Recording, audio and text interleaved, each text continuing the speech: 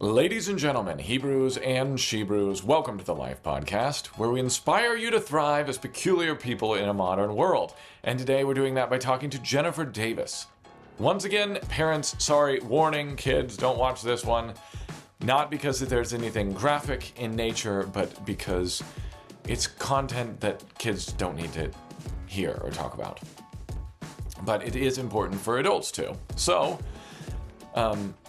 warning out of the way, what this is about is a few weeks ago we interviewed Aaron Curry about his story of being addicted to pornography.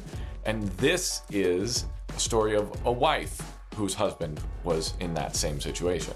So we're going to hear about how Jennifer dealt with that, how it eventually led to the separation of the marriage, and how she now helps other women who are in the same situation, and how she was also able to keep her children in the Torah path through what seemed to her as being miraculous intervention by Yah. This episode of the Life Podcast is sponsored by WholeBibleCommunity.com or WholeBibleChurch.com if that's easier. A new feature was just released, and that is the Feast Day Finder. So if you are looking for people to celebrate Passover with, Sukkot with, unleavened bread, etc., you can go onto the events tab in WholeBibleChurch.com and you can find other people that are celebrating on your same calendar. You can search the map, search via the events tab, find the dates that they're meeting, the location they're meeting, find out who you need to contact to sync up with them and figure out how to meet up and celebrate the feast together. So this is something that I don't think has ever existed for this movement, and now it does. So just so you know, WBC, you can sign up as a fellowship, you can sign up as an individual or as a business person. And Matthew's working on a business marketplace, which is to come soon. And in the meantime, you can still create a business profile so people can find you and what you do. And they'll be able to rate you after they've worked with you as well. And this whole idea behind this thing is just to connect everyone so that they can fellowship together, work together, and help support one another. So go to WholeBibleCommunity.com, friend me, friend Matthew, explore this social network that does not have all the weird perversion of the other mainstream social networks out there. WholeBibleCommunity.com, sign up. So without further ado, I give you Jennifer. Jennifer, welcome to the Life Podcast. Thank you for being here. Yeah, thanks for having me. For anyone who doesn't know you already, can you please tell us who you are, a little about what you do, and then we'll get into your testimony. Yeah, for sure. So yeah, Jennifer Davis. And kids, I've got 4 of them. I love being their mom. We're homeschooling family living in East Tennessee. And I'm also a betrayal trauma recovery coach. So I work with women who have experienced intimate partner betrayal. That's my ministry, my passion. And yeah, that's about it. And we'll get into this, but you're in that ministry because it happened to you, Yeah. right? And so now you're speaking from personal experience. Yeah. So What better to use your uncomfortable experiences to help others and to lift people and point them towards God. well, then let's hear your story, but we could start way before that point. Maybe we can start at your salvation, I guess, from your childhood. Yeah. And then we could move into Torah and get to what happened. Yeah. You know, I came from 2 parents that just were not believers like we are. My dad was raised in a Christian home, but he lived his life as he did. And then my mom had no background in that. And so you get these 2 people together and they have a child and they didn't know how to marriage well. And that ended in divorce. And when I think about, God really laid something on my heart as far as my mother goes. And there was a teaching I heard in the Torah cycle for Sarah and how she was the matriarch. And I remember thinking, that's what I want to be. I want to be a matriarch. I want to do the things now that preserve my generations down. And the decisions that I'm making now is going to affect, down to or however many generations. We see that in the Bible too, where people make bad choices and it affects the generations to come. And so I started thinking about that, and I went back to my childhood and realized my mom made a very important decision, and that was newly single, decided, I think my kid should be at church. And so she took me and didn't stay. She dropped me off at Sunday school, and I was like 2 or 3, so very young. Could you imagine a parent just dropping their small child off at a church, at a Sunday school that's not a daycare, and then like leaving them there? And so the women there were so sweet and loving to her, and I still to this day remember who those women are, and I have so much gratitude for those ladies for stepping out of their comfort zone and saying, "Hey, why don't you stay?"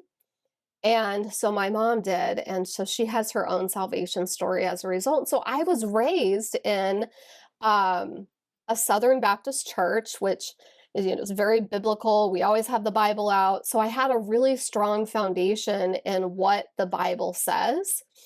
Um, Obviously didn't know anything about commandments, and it's so funny because I can't even tell you what I remember about what the Bible says about the things that we should do or shouldn't do. So fast forward to, well, hang on, before I fast forward. So we had a really good balance. So I had a balance between my dad's, value system and my mom's value system. And I think what that did is it gave me this foundation that a lot of youth don't have, that are raised in a Christian home or in a Torah observant home, where they don't have an experience of getting to make some choices that go against the biblical based value system. And so I had the freedom to do things that obviously we wouldn't want our children doing. And I didn't do those. I made good choices. So I think that gave me the ability to, as I became a young adult, I stayed in the faith. And we see a lot of young adults not staying in the faith because they don't have an experience with anything outside of the faith. So I had that balance. So I'm really grateful to the way that my parents brought me up separately. Um, they, yeah, so I got to experience those two value systems. And so life was really great for me until my mom remarried. And, she was a happily single mom, kind of like I am, happily single. But, that charismatic man in the church that all the young or the single women were swooning over picked her. And a lot of How old were you then? I was 10, I think, so really young. And I was wooed because he had little girls, and I was like, I'm gonna have sisters because I was an only child. And that turned out to be an experience in its own. But he really did a lot of masking. And so even before they were married, I was already experiencing a life of walking on eggshells. And there was a lot of up and down emotional dysregulation. Everything was fine to all of a sudden I'm being screamed at. And it was really lonely for me. And I remember praying all the time about it and just feeling like, I know God is there, but why am I going through this? Oh, sorry to interrupt. What is masking? Is masking just like pretending to be something you're not? Yeah, it's like Okay.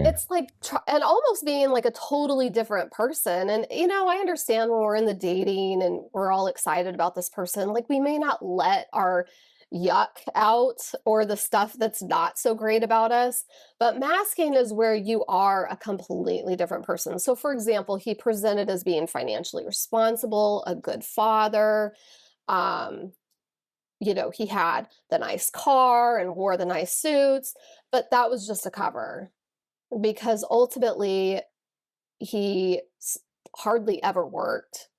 I don't know how we made it. There were many times when we didn't have water or heat. I remember going to bed in a coat and gloves and not having, money for lunch at school, or, I laugh because like a family of 5 was splitting a hamburger helper box. Like that was our meal. And I'm like that, and we don't eat hamburger helper, by the way. But I'm just like, that feeds like 2 people, and it was feeding a family of 5. So it just wasn't that much for us. So I think I developed a lot of scarcity actually during those years. So now as an adult, like I love having a very full pantry and a very full fridge. Um, so yeah, so that was the experience. Is it wasn't long before the mask came off, and the financial stuff was bad, the emotional dysregulation. He was not a good father, treated the mother of his kids very poorly, almost to the abusive extent. So yeah, I experienced emotional and verbal abuse during the time of my life where I should be developing this really strong sense of self. So I feel like that really affected like my self-worth, and it absolutely affected my belief in who God was to me, because I felt like I didn't matter. This episode of the Life Podcast is sponsored by Eden Life Organics Magnesium Lotion with OptiMSM.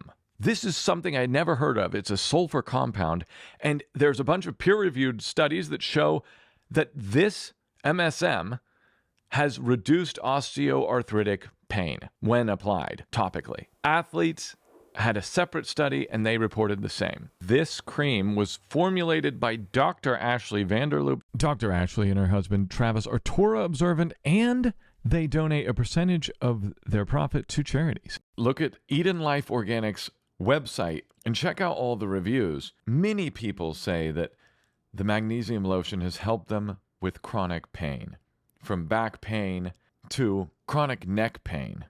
It has helped with people's tennis elbow and sore Achilles. This releases muscle tension and soreness in their shoulders. It helps them sleep, they say.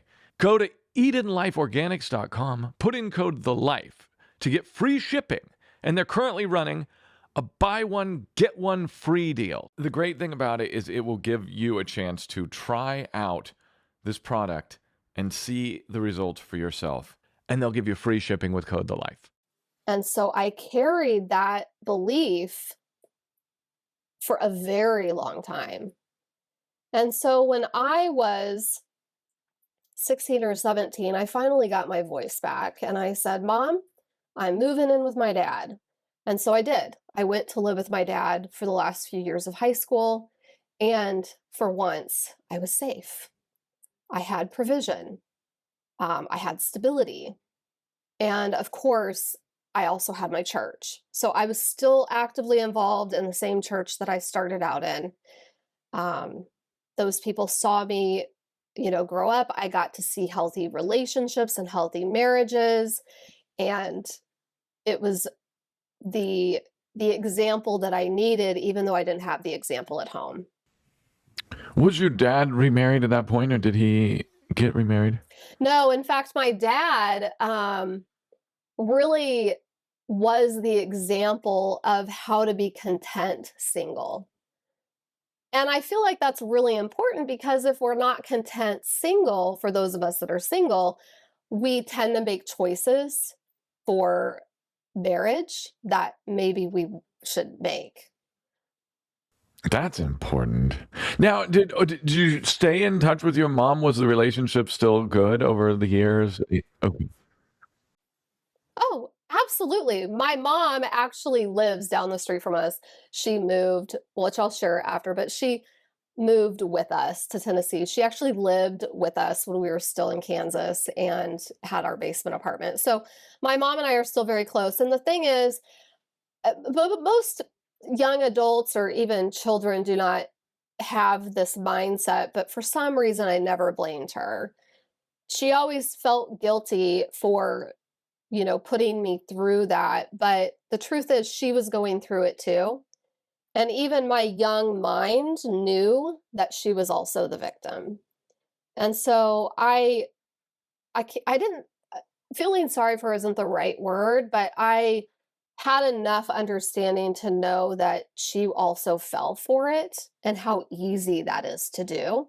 And so I do not blame her. But the thing is, I'm so grateful for it because I developed that biblical muscle during those years, like how much time I spent in the word as a, 12, 13, 14, 15-year old. Because a lot of teenagers at that age, they don't know that kind of pain if they're being raised, in a good home. And so they don't, I feel like we search God differently when we're in pain. And so I did. I was already searching God in pain to find that comfort and that peace that only He can give. Wow. Wow. And so what happened then in your story?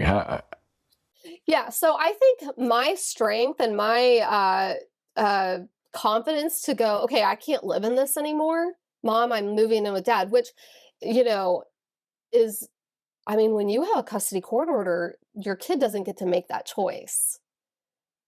But my dad obviously was very supportive of me living with him, and I'm the one that articulated it to my mother, and she didn't fight it. So, um, I do remember though my stepdad was very, very angry and took it out on her. And ultimately, a year later, she had the strength to also say, I'm done. And so by the time I graduated from high school, I actually moved back to, and this is all in Kansas, from Topeka to Kansas City. So I ended up moving back to Kansas City to help my mom with my sister. I had a very young sister who my mom needed like help with childcare. So I kind of stepped in and helped her with that, and was there for her. And so I stayed with my mother until I did get married. And I didn't really want to get married. Um, it took something changed in me. I think I might have been 21 maybe, and just thought, I think I do want to get married. And of course, the internet was very new. And since I was not active in church anymore because I hadn't really found, oh, I should say this, when my mom got divorced, the church kind of chose him.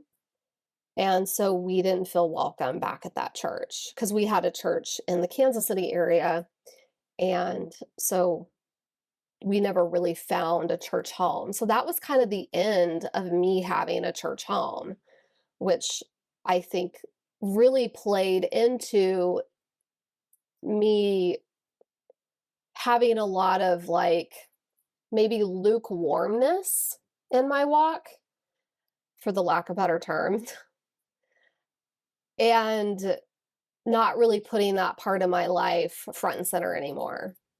And so I do think that affected how I chose who I married, because I just wanted, a Christian man, and we would go to church together.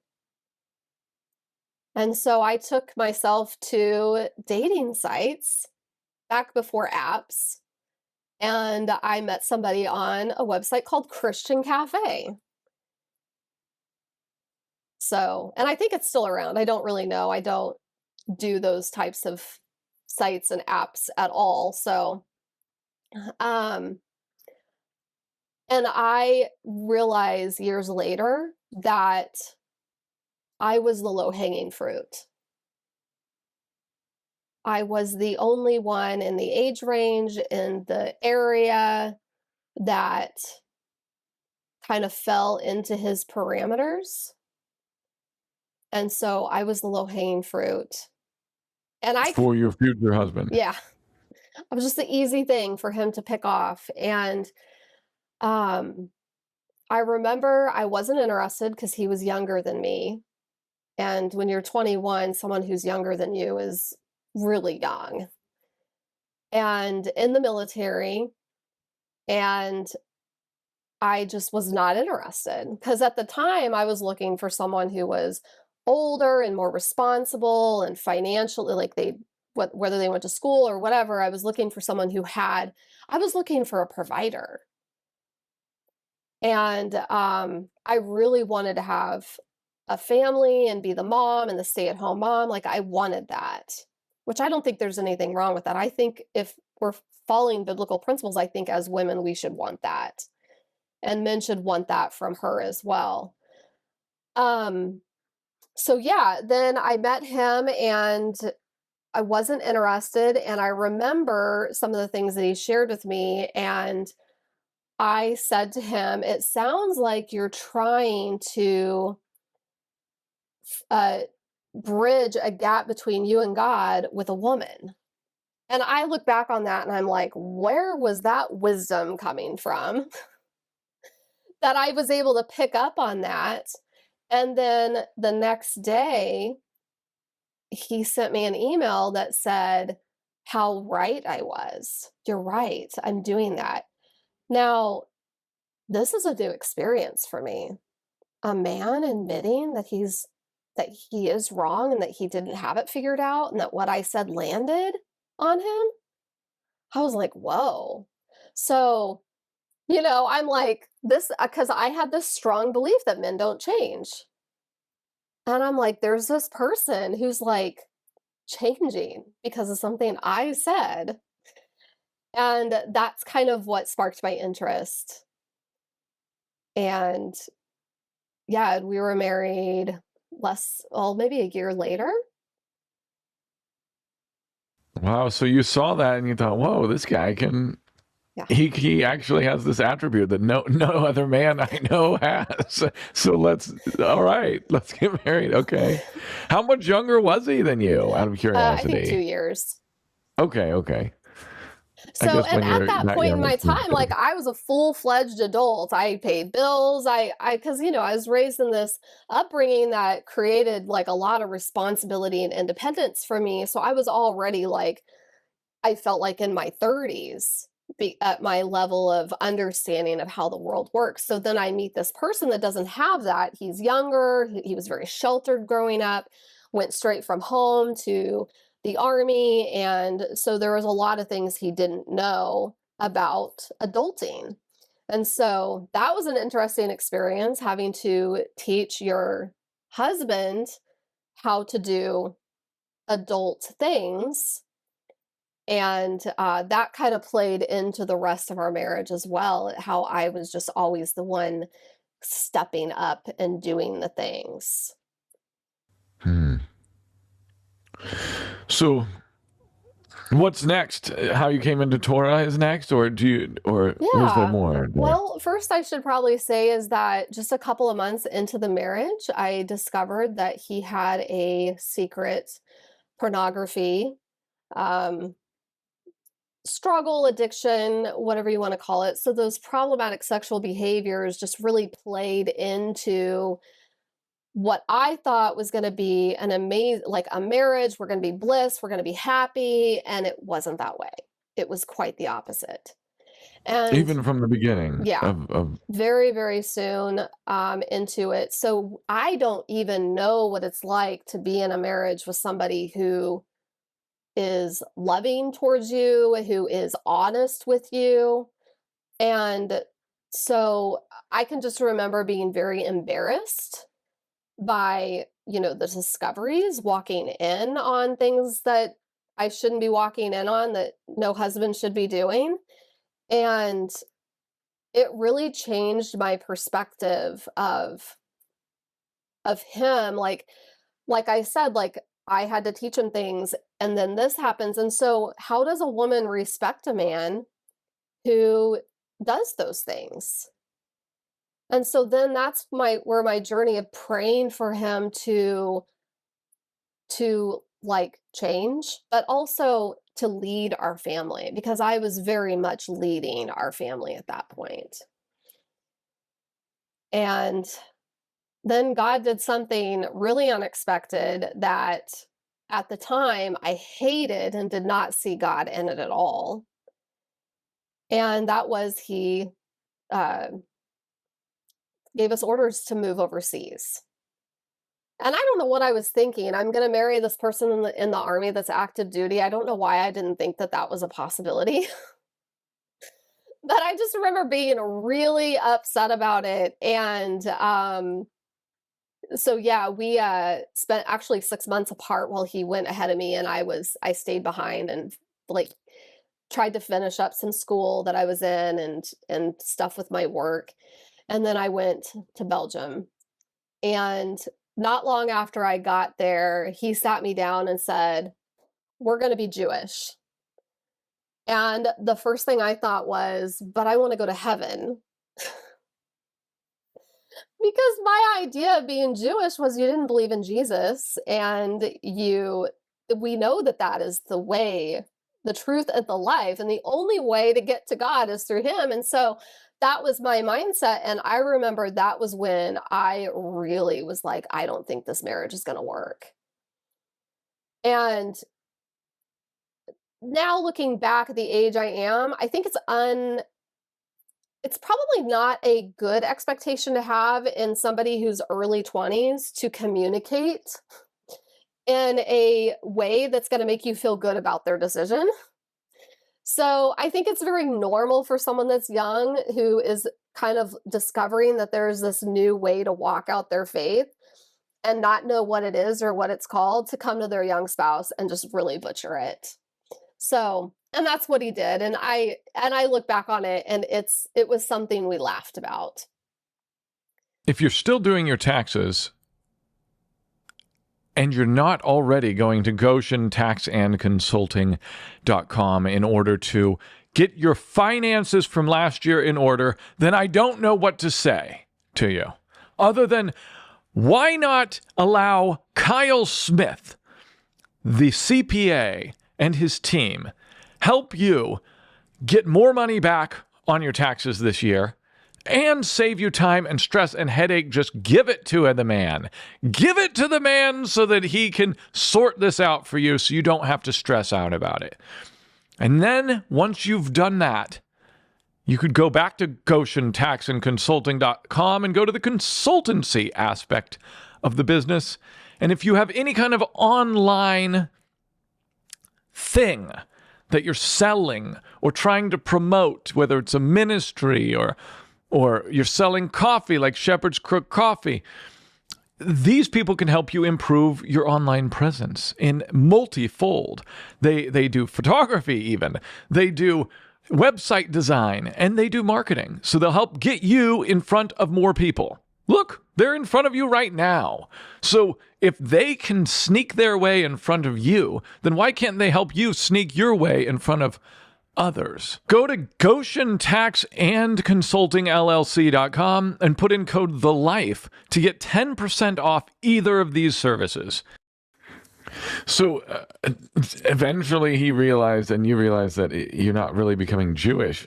Or did he think that? And how'd that go? So there was actually a rabbi that he connected with back in Kansas City that said, well, first of all, he was a Jewish believing in Yeshua rabbi. So there's a lot of like, and I don't really want to get into this necessarily, but there's a lot of like, they have the idea of the Gentiles, and we're just still kind of separate from them.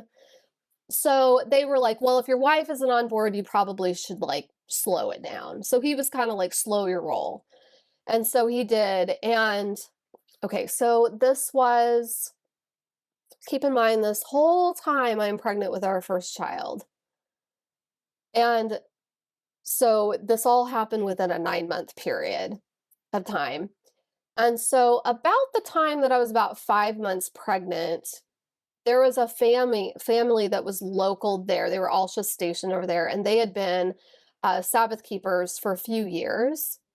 And somehow we got connected with them through his work. He was my ex-husband was a chaplain, or chaplain's assistant.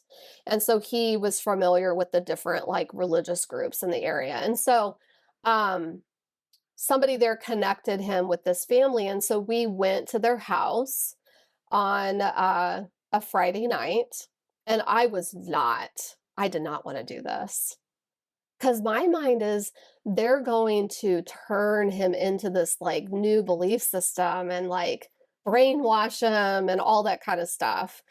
And so I didn't want to do it. And I know that this family is going to watch this and they're going to laugh about it because we've talked about this. They're very dear to me, and we're good friends now. But I will Were never. were they expats or were they Belgians? No, they were military as well. So they were stationed Okay, over okay. there. Yeah. Okay.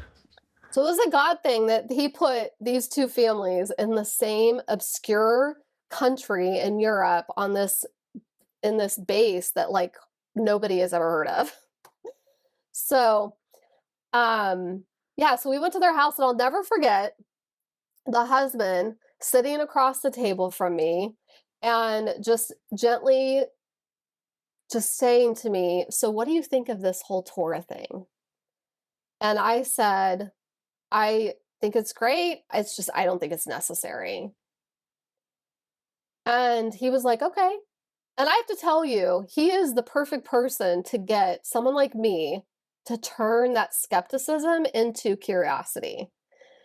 And that's what happened. And so later that night, I remember laying in bed and I remember thinking, why would I not want to do this thing that, while it's not necessary, might help me understand who God is better?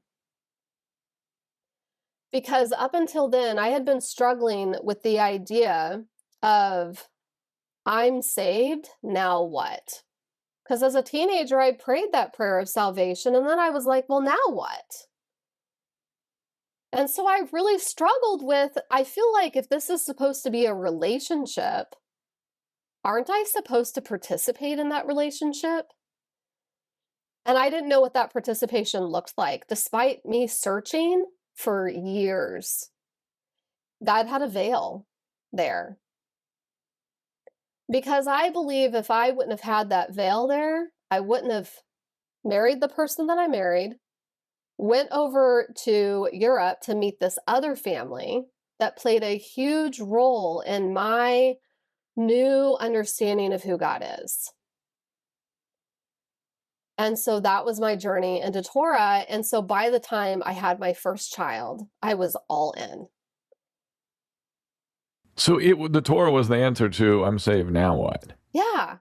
And it's like we hear this all the time, you know, we are saved by grace. This isn't about a works-based walk, but it is a relationships-based walk. And so when you're in a relationship, just like you are with your spouse, you are doing things to show them that you love them, that you respect them, that you honor them.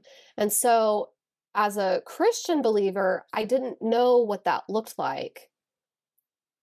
And then having that answer was kind of the key to what I had been looking for all my life up until that point. That's so cool. Yeah. I'm glad that you found it. I mean, I think that's a commonality amongst people that come into this. Yeah. That's the answer. Yeah, and so that prayer being answered and the prayer of having a spouse that was leading us spiritually, like that was answered. Um and so yeah, we became really good friends with that family, and I loved that we were in this like sheltered bubble learning Torah. Our first almost 2 Torah cycles were in this small home study of like family, essentially. Like these people are my family now. And we weren't exposed to all of the controversies or the division. I mean, there wasn't a ton of division yet in our movement then, but and we didn't have anybody telling us we were wrong or trying to, get us to be confused in our walk. So, I didn't know all about Peter's dream being an argument against it or, different things in the New Testament.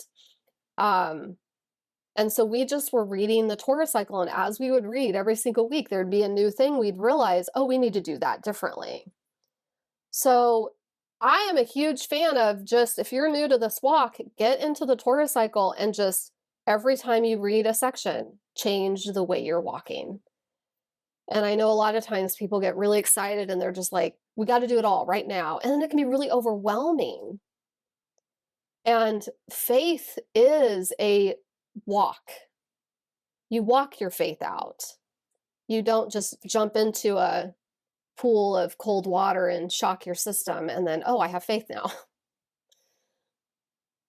Yeah, that's a good point. And you add these things over time, it seems like. You do. And I wouldn't say at this time, I'm 20 years in, I don't know that, I mean, I still learn new things. It goes deeper, but I feel very confident in my understanding of what God wants from us. And now I'm just like being shown what that looks like for me on a personal level. That's great. So things were starting to gel seemingly in spiritually, Yeah. and in him leading. That's great. And then what happened there? Anything else in Belgium, or did you go back to the States? And So we still had the ongoing struggle of these secretive, problematic sexual behaviors happening, and just a constant like discovery, and then things would be really bad, and then we would figure it out, and also me trying to be accountability for that, because at this point in time, neither one of us knew how to like address the issue. Um, I didn't know that, it didn't occur to me, go talk to this other family and bring in extra accountability. Because as a wife, I think a lot of times we do a lot of things to cover our spouse. And I don't know if that's right or wrong. I think every situation is different. I do think that we need to be careful not to go and, vent about things that our spouse does to other people. But at some point in time, I think that there does need to be a disclosure happening outside of the couple. So that was the struggle that we had. And so, and then we made our way back from that time over there was over. And I remember, as upset as I was to go there, I was now upset to come back home. And it was really lonely coming back from not having that fellowship. Because now, what church do you go to? There were because you've none. changed, you can't just go right back to Baptist church. Yeah, You and I didn't go through the traditional experience that some people have where they're mad at the church. I was so grateful for my Southern Baptist upbringing and that biblical foundation that I had, because I already understood the stories that were in the Old Testament. I just didn't understand them from the Torah perspective. So yeah, we came back home. We had more children, continued to, I really struggled being on an island of having no fellowship. Eventually, we started a home-based fellowship. God started to bring more believers to us. And our names and phone number ended up on the mass messianic directory of home fellowships. And so every Shabbat we had people in our home, and that was great and also not. As most people know what it's like to be in a home fellowship where there's really no leadership. Everyone's kind of going rogue with their own beliefs, and you start to see more division come up because of that. And so there was a lot of, I think, strife, and we got to do it together as a couple. I think it was the first time in our marriage, and maybe the only time in our marriage, where we were kind of us against the world. Us against the messy antics. You'll always encounter some interesting characters if you host your own fellowship. Yeah. It's true. Yeah, for sure. But I also think that the contrast between what the world was seeing of our family and our marriage versus what I was actually experiencing when no one was looking was also a real struggle for me as well. Because he started he put himself in the public light, right? He did. He had a ministry. Yeah, so we started out kind of before webinars were good.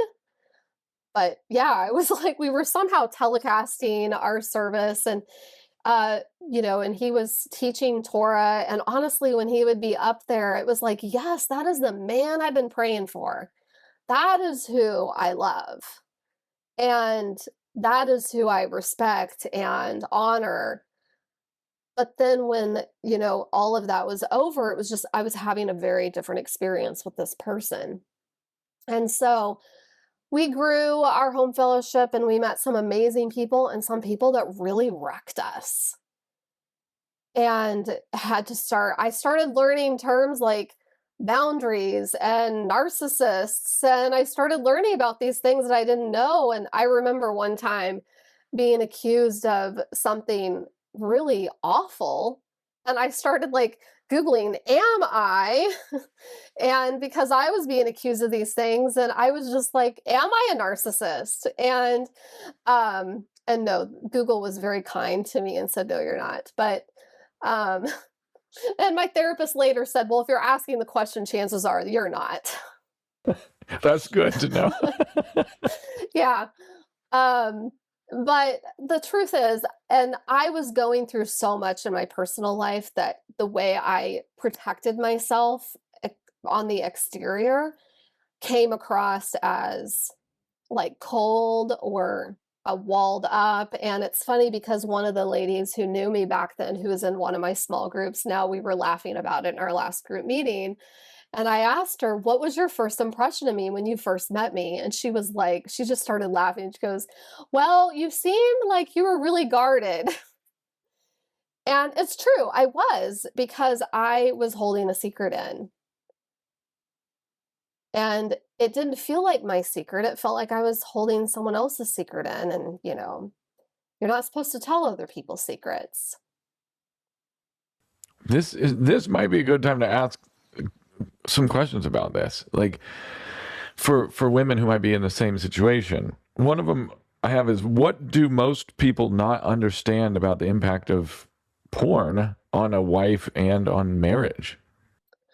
Right. So I think a lot of times people kind of diminish pornography when you're comparing it to adultery. So our subconscious is like this really huge database, and it doesn't always have a lot of, it's not very rational. And so when a woman walks in on her spouse using pornography or she discovers it on a device, her brain doesn't know the difference between that and walking in on him actually having an affair with a live person. And so immediately she feels, well, I felt embarrassment. I think a lot of women feel that, or maybe anger, but I think we feel confusion most of all because this person promised to love us and be faithful to us. And now they're doing this. And so what we do is we start to take from that point forward, we're going all the way back through the relationship, comparing notes essentially with this new reality. So, oh, there was that one time where he did this amazing thing for me, but was he cheating on me then? Was he using pornography then? And so we start to like really look at our whole life in a very different perspective. That kind of betrayal changes your reality. It changes your idea of who you are. I thought I was a loved wife. But then this happened and I'm like, oh, maybe I'm not.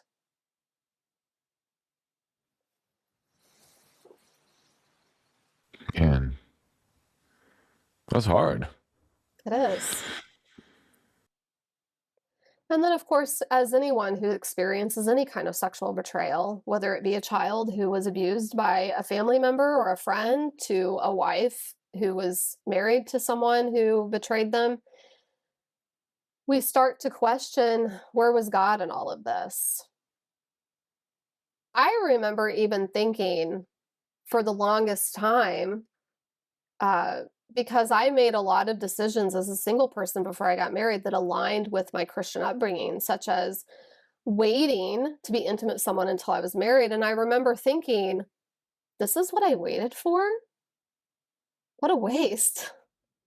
Which I have very amazing friends who was like, "No, Jennifer, you don't wait for him, you wait for you and your relationship with God." Like, that's what that's about.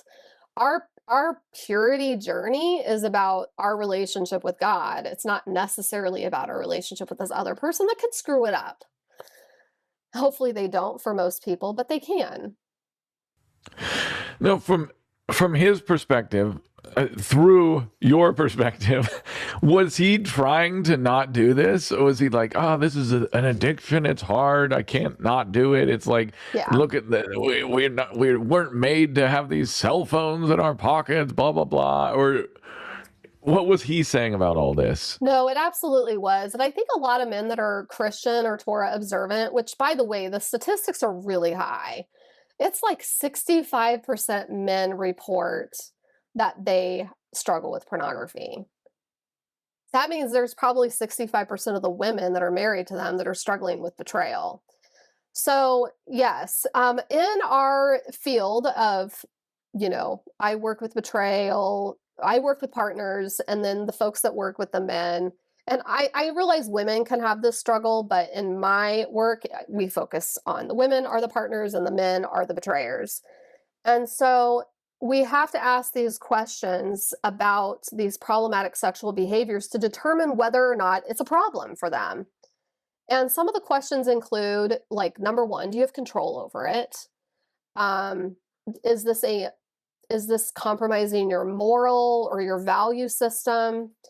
Like, do you think it's wrong? Is it breaking promises? Are you hurting someone? Are you hurting yourself? Like, there's questions you ask.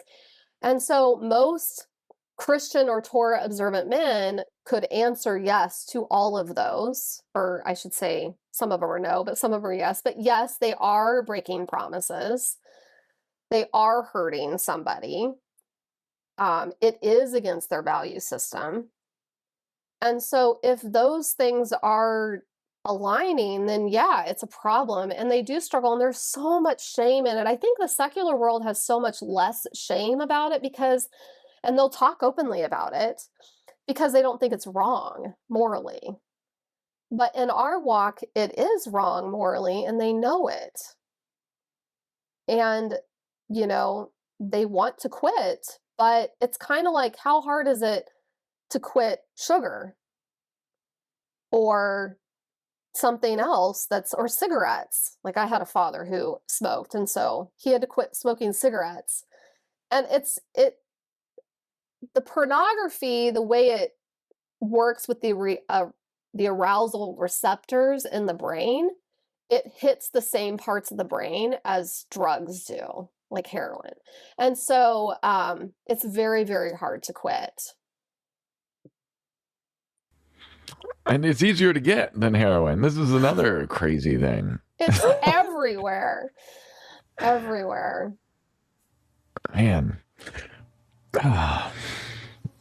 Well, okay, during this, what was the most helpful advice that you got at the height of your marriage troubles? If you got any. Well, nobody really knew about it. I don't know that I got any helpful advice. I think the first time anybody ever said something to me that landed was my therapist. And I was already married for like 15 years. And he said, consequences are the catalyst for change. And while that doesn't seem like advice, I ruminated on that. What does that mean? And God orchestrated a situation that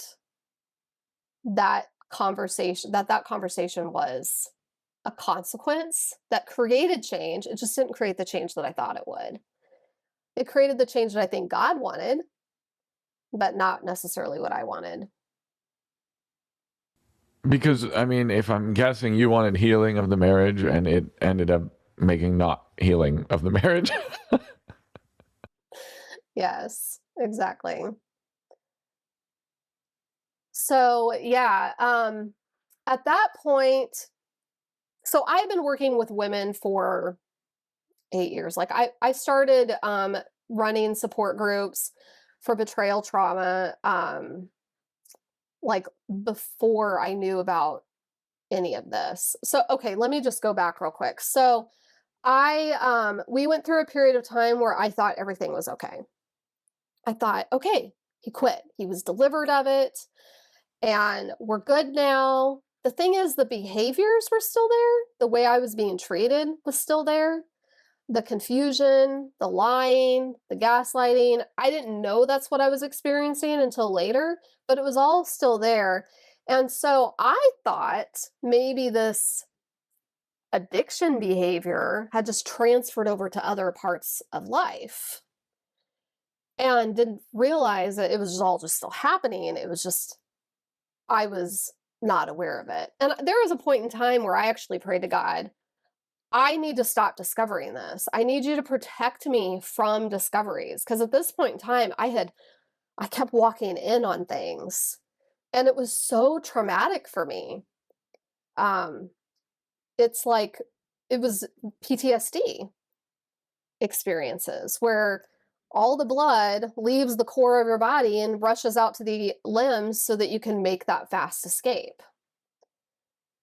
And every time that would happen, it would just wreck me. So I finally was like, God, I need you to protect me from this because I'm like trying to mother these children and I'm trying to be regulated and I'm trying to love this man. And so, yeah, God actually answered that prayer. Of all the prayers I asked, that was the one he answered.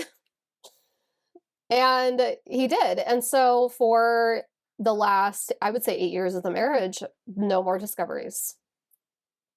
And so it's so funny how we bury our head in the sand. I think, well, out of sight, out of mind. And no, that's not how that works. But there were times where I would get curious and be like, so are you struggling again?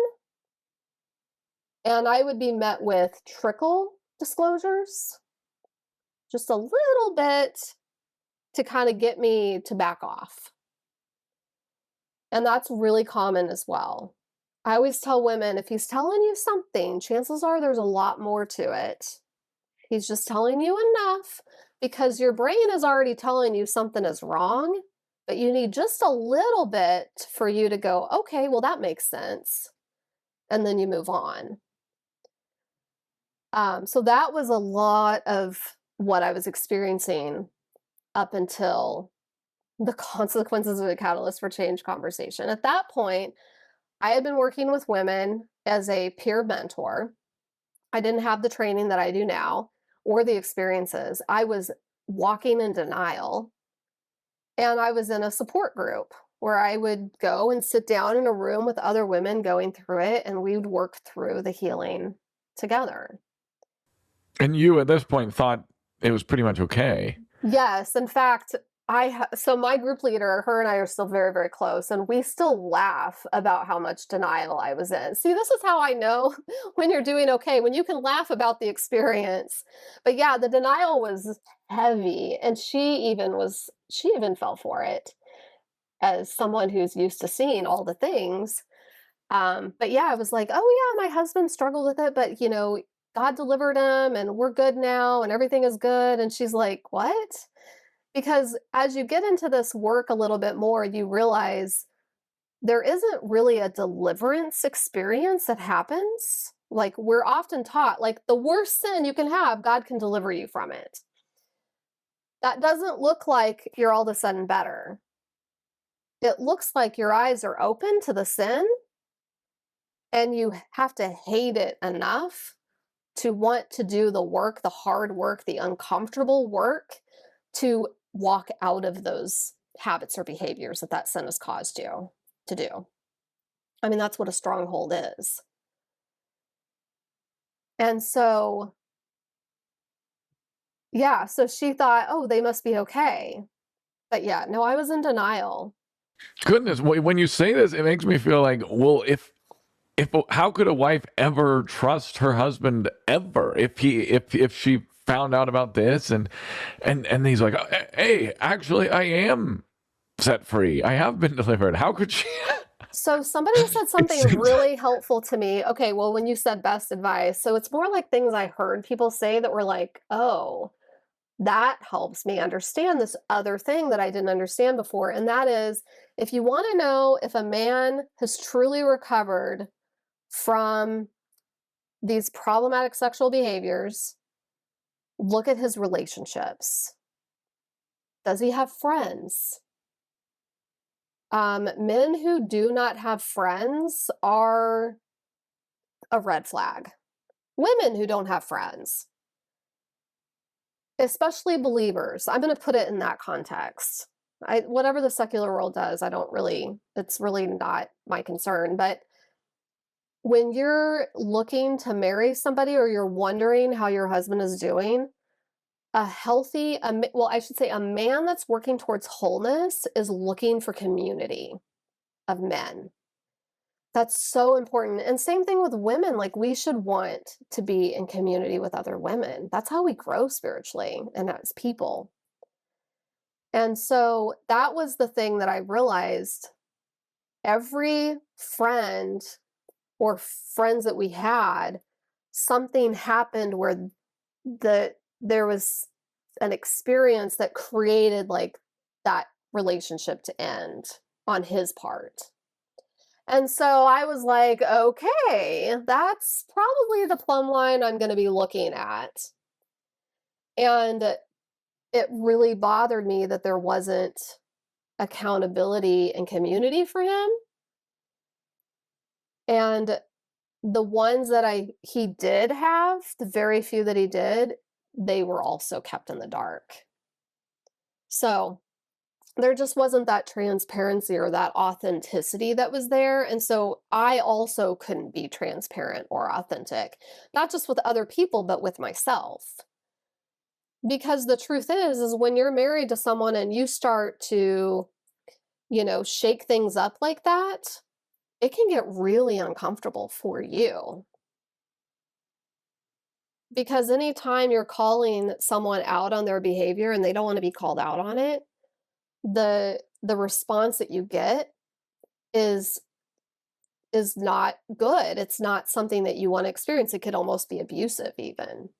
So you start to walk on eggshells. So you see how this circle came about. I was raised in this home where I had to walk on eggshells, and now I'm married to this person that I have to walk on eggshells with. And something that my group leader said to me when things started to come out is, oh, I can't say that to him because then he'll do X, Y, and Z. And so she started to call me out on, wait a second, you can't talk to your husband about this. Like, it had nothing to do with the betrayal and just to do with normal relationship, marital things that you need to talk about. And so that should have been something that I should have been like, oh, yeah, that's not normal. So wow. But how can you know any of this when you're in it? It feels like, how could you know? This is such a mind trip.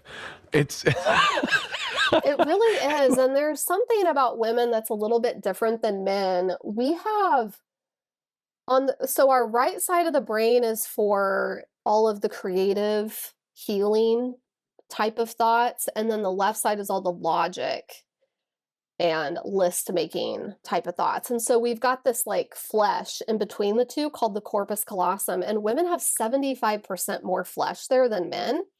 So we transfer information back between the two halves faster. And so when we're being lied to, it really causes us, I think, to go back and forth between the two, and it creates more confusion. But I think that's where that concept of women's intuition comes from, is that we are more intuitive because of this physiological difference. And so when we're in this situation where this person is lying to us, it's really disrupting ourselves on a very subconscious level. We can feel sick. We end up with more chronic illness because of it. And, struggles with parenting and self-worth, like it plays into all of that for us. Can you talk about self-worth and maybe how you talk to women about this now as well? Could you give your own thoughts and experience and then tell how you help women Yeah. through that? So I would say it's still a journey for me, as it is for most women, maybe even most people. I don't know from a man's perspective. But we, when we get married, our worth gets tied up in our role as a wife and a mother.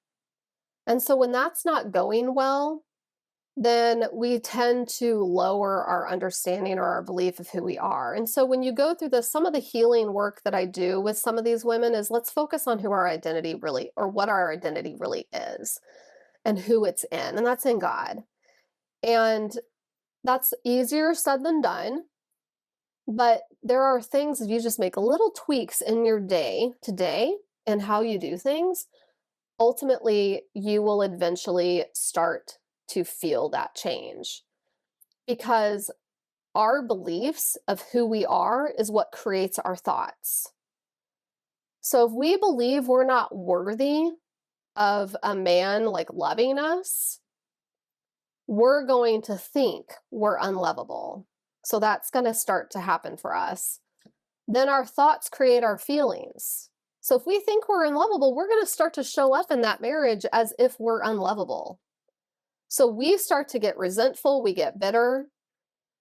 I would say those are the two primary things that, as women, I mean, most men will say being married to a bitter woman is the worst thing ever. But I don't think many women go into marriage bitter. Like, we don't go in and start off on that. Something has to happen usually for us, whether it's him or something else in our lives. And then those feelings are actually what creates our behaviors or our habits. And so I would say a lot of times I see a lot of, maybe not showing up, like stop praying for your spouse, stop like walking in your own walk with God might start to happen, not having any gratitude or hope for the future. Maybe the way you parent, you're a little bit more irritable with your children. So all of that. I remember I had a lot of dread for the future in my marriage. It came up a lot for me in prayer and in journaling. I adopted a journaling habit many years ago, I think maybe 12 years ago. And that really helps me to identify what was actually going on for me. And I remember always praying, God, like I prayed for my spouse to change my spouse, help him overcome this, help me to overcome this bitterness that I have. And through that journey, I would say not a lot happened for me, because I do think as long as you're in the same situation and you're having the same experiences, it's really hard to feel something different. So I don't really have a lot of advice for women who are in these marriages with a man who's not changing and unwilling to change. Like I don't know what to do with that. Did did admit to being unwilling to change, or he just you knew he was unwilling because of his actions? No, he never did. But okay, so the truth is it's not hard. It would be a lot of people think, okay, he knows he has this problem. We're going to take the phone away for a while or whatever the device is, and they think everything's going to be okay. But it takes years, because most of these like addiction cycles start as children. You're not getting a need met in your home by your primary caregivers, and so you develop this like attachment disorder, essentially. I mean, that's what it is. It's an attachment disorder. I also like to say integrity disorder. But as young people, before our brains are developed, it's an attachment disorder that ends up into an integrity disorder. But it takes time and it takes real effort. And if you think about it, this device right here that we carry in our pockets makes it so easy to do the wrong thing. And even for a woman, like how much time do we spend scrolling on social media instead of like homeschooling our kids in the way that we really want to, or cleaning our homes the way we really want to? Like, it's a distraction, not just for men. So they have to make some really critical changes in order to at least get to a place of sobriety. Then they can start working on the recovery process. And that just wasn't happening. Like he wasn't giving up his phone or installing any apps that force him to, I don't We know. tried, but then it became me holding the accountability role. And that's just not something that a wife should do. I actually really encourage wives not to do that. Other than telling him, this is what I need, I don't really encourage wives to be the ones to monitor the phones or the devices. There was a Yeah, period that of would be too time, weird. You need to have a guy to do that. You got to have your buddy that you trust do that, I multiple think. ones, because it's so easy for one person to be like, okay, you didn't do so good today, you're okay. As where when you have multiple people, they're like, okay, you've really screwed up. What are you going to do to make this right? Oh, that's good. That's smart. Yeah. So they always say have at least 3 accountability people, because if you have 2 people that are messing up, constantly holding each other accountable, they're just going to let each other off the hook. You got to have more, and you have to have some that are further ahead in the process that's not afraid to be a truth teller. You got to have people that are over it, that are not struggling with this. Yeah, I You, think you, it you does gotta, help to have someone who maybe has never struggled with it, but they also don't understand how hard it is, too. man, this is crazy. This is so crazy. It's like maybe the Amish were right. I've been thinking about all this stuff. I mean, Yeah. I wish they would have waited for the car, but after the car, just pull the plug. I mean, in technological development. Yeah, I mean, it does make it so there's a lot more users, but the truth is, sexual integrity has been an issue since the beginning of time, and now it's just there's just more access, so it's involving younger people, and that's why it's getting so dangerous. And it's changing our culture, because men who go into marriage with a pornified view of sex or relationships ends up taking this young, impressionable young lady who has no experience with this stuff, and it ultimately can condition her to be responsive to that. And then that really just messes up, I think, what God had in mind for marriage and the sexual relationship. Because then she is an object at that point, and that can be a really big problem in her self-worth as well, and her understanding of who she is and how God values her. Hmm. So When you were in the middle of all this, and when did you end up seeking a therapist? And was that because of this? And can you talk about that? And was it helpful? It sounds like he eventually was helpful, but yeah, no, I loved my therapist. I recommend him to people who live in that area still.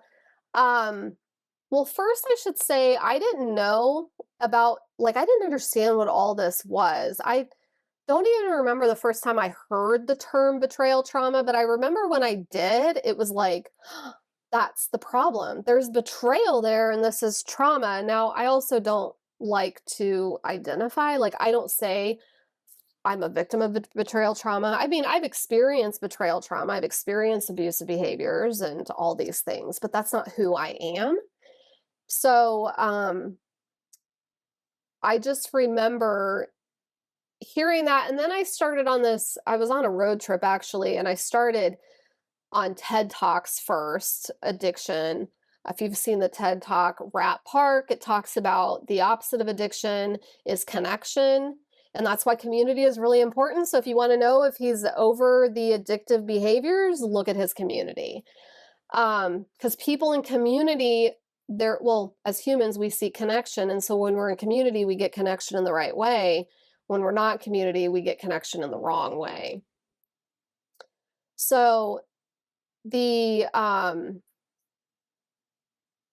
so yeah, that trip made me like really dig into like all things addiction and pornography, and understanding the connection and how the brain works. And then I was just like, I'll never forget. I feel so bad about this, but I was like so excited about all the stuff I learned. And I went to him and I was like, oh my gosh, you'll never believe the stuff I learned. And of course, he's feeling like I'm broken. And that just puts more shame on somebody. So when you feel like, it's kind of like when you do a brain scan and you're just like, something, my brain is broken. And so you feel really bad about it because that's what's happening. And so there's a lot of shame over there. And for me, there's a lot of excitement because I see a lot of hope in this. Like we have a name for it. It's just like when you have an illness, if you could diagnose it, then you know what your treatment plan is.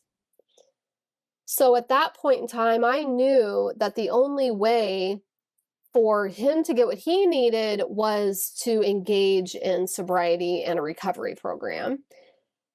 And I thought that would fix my problem. But what I didn't know at the time is that I also needed to get a recovery program.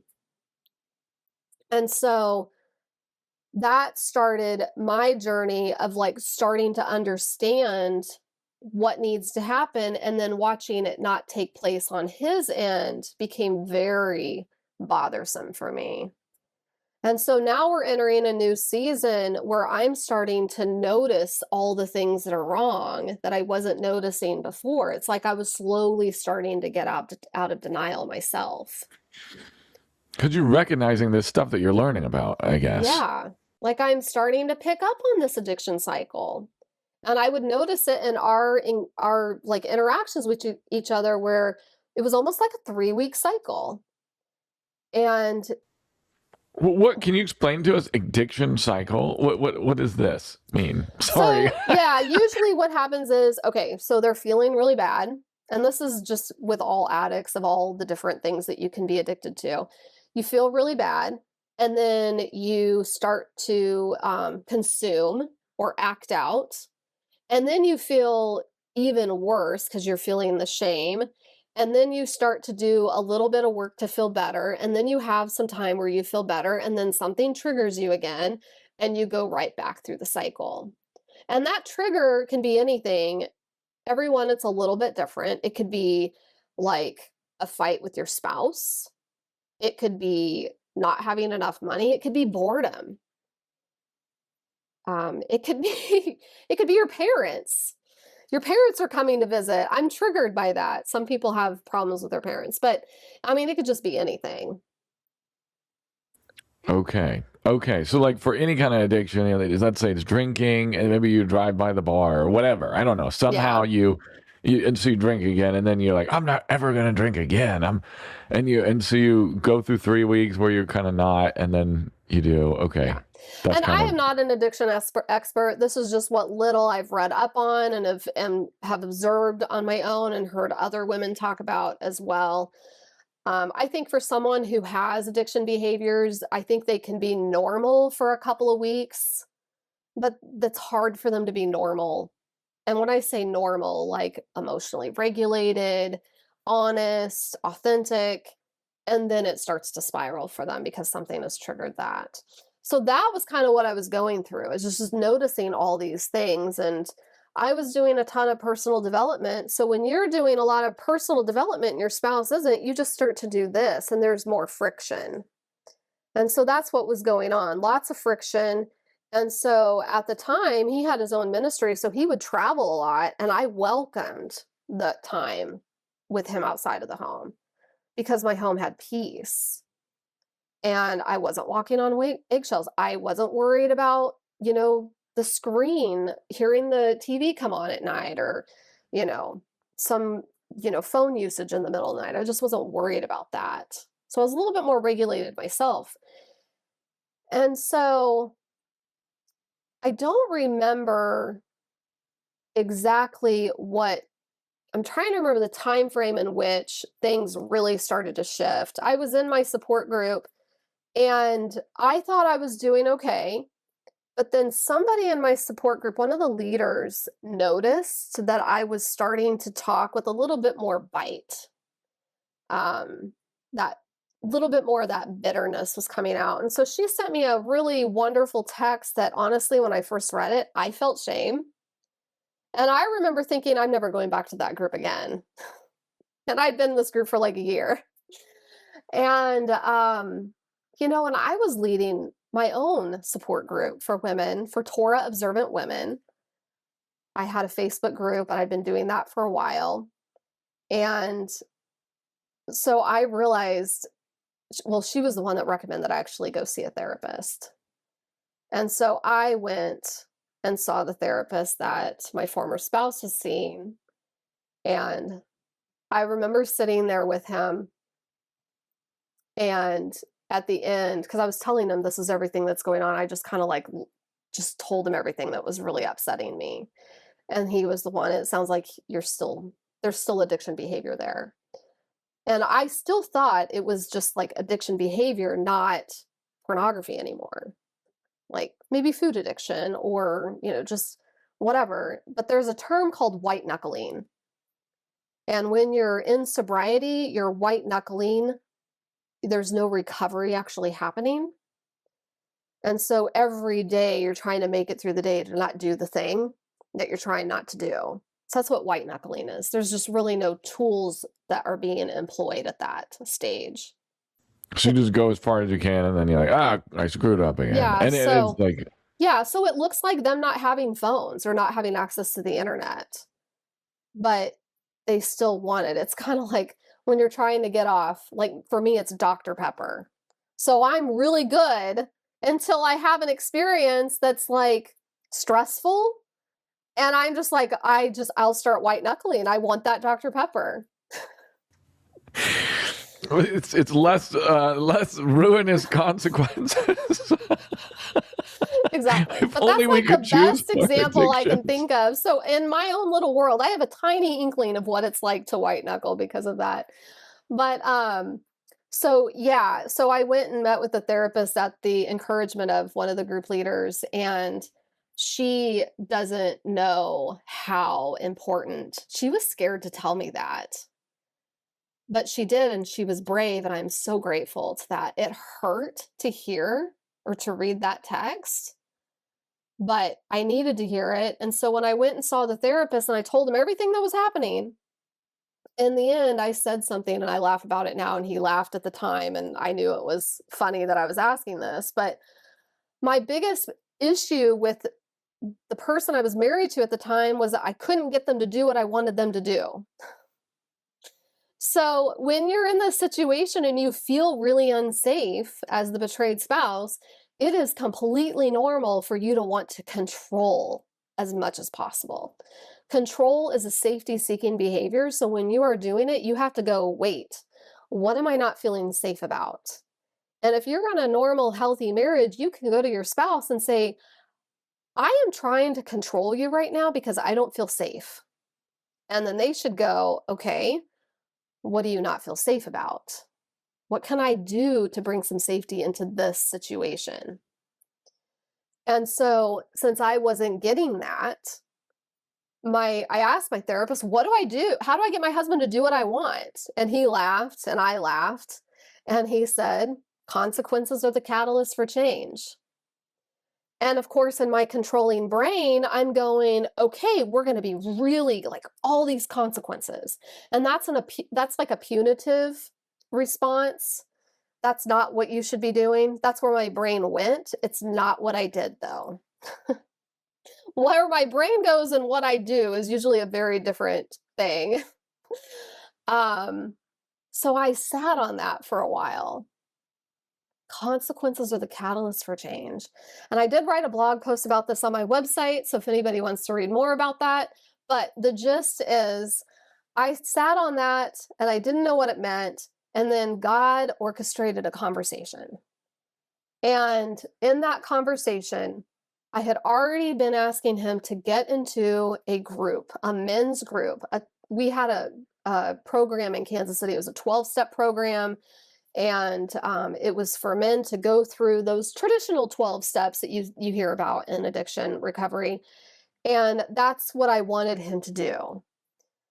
And so we ended up having a conversation, and he said to me, that he doesn't have to do recovery Jennifer's way. And I was like, okay.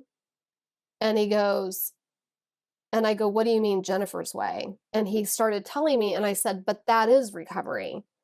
So for anybody that's curious, recovery looks like therapy work.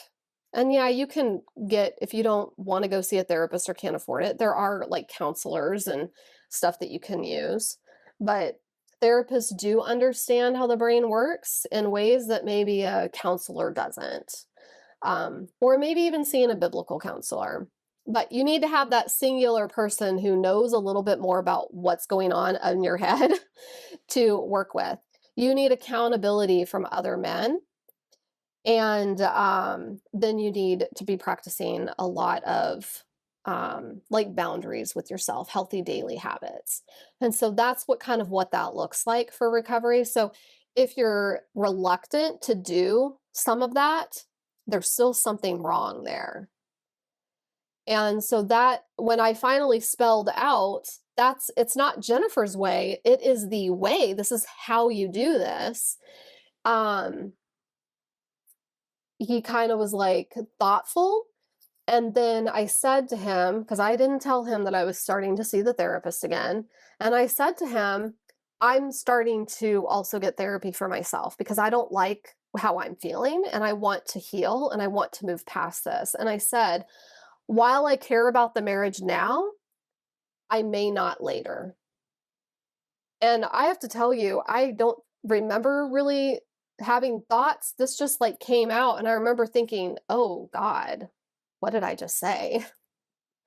I mean, I laid a line in the sand, but it worked. And he got into that 12-step program. So, but it was so true because as I was working to heal, I really cared about the marriage. But then 2 years goes by, or maybe it was a year and a half goes by, and I start to care more about what God wants for me than I cared about being in this marriage that had all this sin in it. And even from my perspective, because some of those behaviors that I had that was trying to protect myself, that was sinful behaviors too. So trying to overcome that was really important. And those behaviors were like your reaction to what was happening, basically bitterness and these sort of things. Yeah, and there's something that us women do when we try to get our husbands that are hurting us to do what we want them to do, we manipulate them. Versus just saying what we need to say, because we're so afraid of rejection at that point. We're so afraid he's just going to walk out on us or give up on us that we start to do things that are more manipulative so that we could try to like get him into this funnel in which we want him to walk. And while that is normal, that doesn't make it right. So I do have a lot of grace and compassion for women that are in that season of doing those things. But we do talk a lot about like, what can you do differently? And a lot of times it's just not saying anything, if that's what that means. Maybe this is a good time for this question. How can you support your husband who's struggling with sexual sin? Like, I mean, support, whatever. I mean, help him get out of it, if you will. I mean, I guess that's what we've been talking about the whole time. Yeah, no, you can't. It has to be his choice. Now, you can do things like I would have given up devices too. Well, I was running a business, so it's really hard to give up devices when you're running a business. But, if it means working together at changing things, like one of the things that our therapist wanted us to do is at 8:00 at night, the phones go away. Actually, it might have been earlier in the day. So we were present with our kids, present with each other. And so that was something that he wanted us to do. It wasn't really anything that was followed through on, but there are things that you can do as a family. Not watching certain shows or movies. So like I'm not bothered, I should say that loosely, bothered by like nudity. Like I don't view it as the same things like somebody who struggles with pornography does, but that doesn't mean I should look at it. But I also will look at the review of a movie before, like, making sure there's nothing in there that could trigger him. So we also have to be supportive in that way. A lot of times I see the question about whether or not, well, should I send him, photos of myself so that he's not tempted to go look at photos of someone else? But the problem with that is he's struggling with screen addiction. It's the arousal receptors are turned on when they see the something on the screen. And so no, that's not helpful. So we got to get him off the screen. We got to stop the arousal process altogether when it comes to pixels or screens or whatever. That makes sense. Yeah. Maybe in this same vein, how do you help women in the same situation you were in? I know we've talked a lot about it already, but if there's other... Yeah, so the first thing that I focus on is safety and stabilization. I always ask the woman, are you safe? It's not uncommon for them to also be in an abusive relationship, sometimes even physically abusive. So, and yes, in the Torah observant community, it does happen. I come across it quite often, actually. So the first thing I ask is, are you safe? And if she isn't, then we take a totally different approach. But if she's like, yes, I'm safe, maybe not emotionally safe, but she is safe physically. So then we focus on just safety and stabilization for her. There's a lot of journaling, getting into Psalms. I am a huge fan of reading Psalms and journaling because I feel like David is just such a great example of someone who was struggling so much in many different areas. And he struggled with sexual integrity as well. But he screwed up really big, and something that you don't ever see in his writings is victim mentality, and you see a ton of repentance. And I feel like when we focus, well, a lot of times women who are going through this, like they don't have those executive functioning skills that make Bible study really easy for them. So they really struggle with like studying the Bible, especially if they're really struggling with whether or not they matter to God. So I'm like, let's just read Psalms, a psalm a day, and pick one verse out of there that means something to you, that lands on you or applies to your situation. And then prayer journaling is a big part of that. Whatever is going on in your head, just get it out on paper. It doesn't have to be pretty. It can be very, very messy. A lot of my journals are just me telling God, I'm not happy. I don't like this. I don't like how I feel, or whatever, just getting it out, because the truth is he already knows what you're feeling. And so by getting it out on paper, it's kind of an act of confession. Like, I feel bitter because of X, Y, and Z. And that's a confession. And confession is a huge part of the repentance process and the restoration process.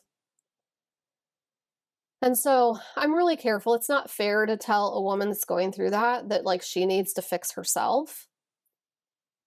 But getting to a place where you can really feel your value and identity in God is going to change how you show up in that relationship as well. And it's going to help you be more authentic and be honest with him. Honesty for me should have looked like me telling him, I know that you're telling me that you're not doing this anymore, but your behaviors of X, Y, and Z are telling me different. I need to understand what's going on. And, he may still trickle disclose or gaslight you because he's not ready to share. But then you, if you're in a healthier place, can say, why are you trying to change my reality? Why are you talking to me like this?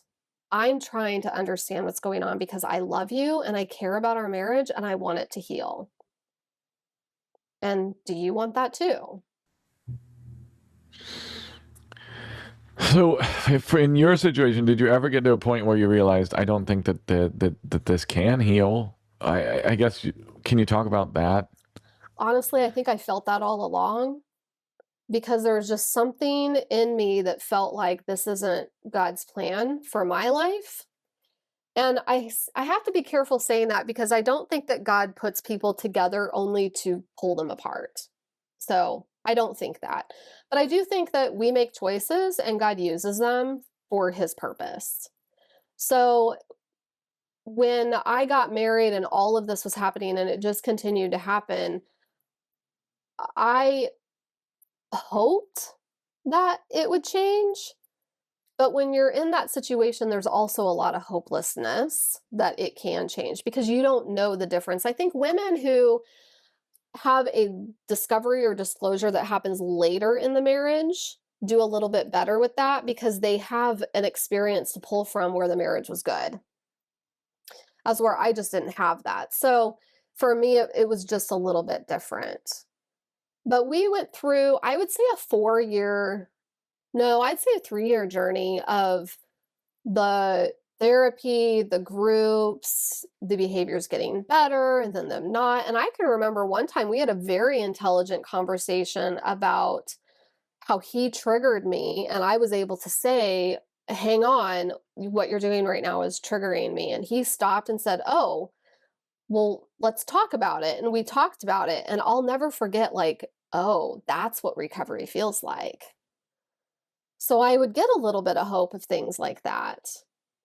And ultimately, there were other things going on that were also in play that I'm not really at liberty to talk about because it's not about me at that point. But there were other things in play that made this process a little bit challenging because if I would have known, I would have changed the way I communicated my boundaries, for example. So I actually teach something called the boundary circles, where women get to decide 3 different circles that are kind of nested in each other, things that they're okay with, that they're okay with because they're safe, they feel safe, things that like, you need to ask my permission before we do that, and then the other circle where it's like, no, I can't do that. I don't feel safe at all. And what that would look like is, like I might feel safe to cook dinner with you and maybe hold your hand, but I don't feel safe with you sleeping in the bed with me. So being able to articulate that. And so how he responds to those boundaries is very telling. And so in my case, that response was also very telling where you could tell this other person was just really done. Because when boundaries came in, they were like, I don't know that this is worth it anymore. Maybe. I don't know if that's what they were thinking. That's how it made me feel. And so then we actually ended up separated. We did a therapeutic separation. And that time apart was designed to help me get to a place where I was more stable because I was not doing well at that point.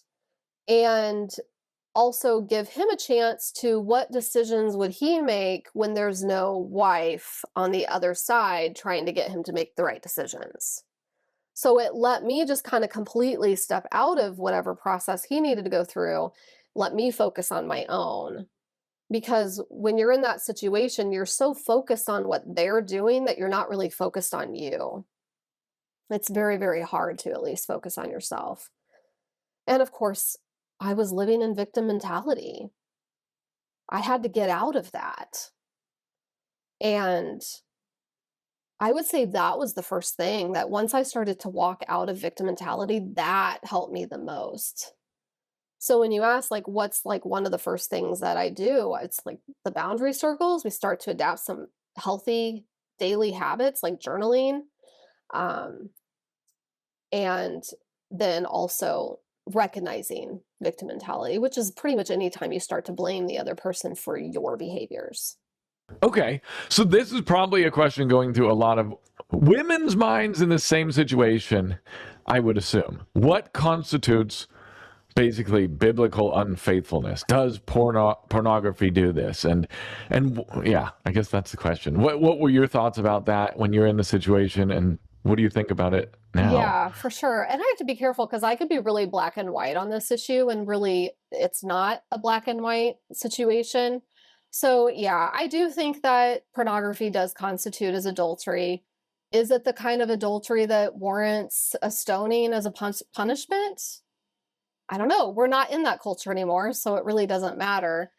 But like I said already, when we understand how the brain receives information, I think when Paul wrote, if you lust after a woman, it's like as if you're committing adultery because God knows our women's, well, even for men, I'm sure their brain can do this too, where they can have an experience and their brain receives it as something that is like bigger. So, you walk in on your spouse using porn versus you walk in on your spouse, sleeping with somebody else, like your brain is still going to receive it as the same trauma.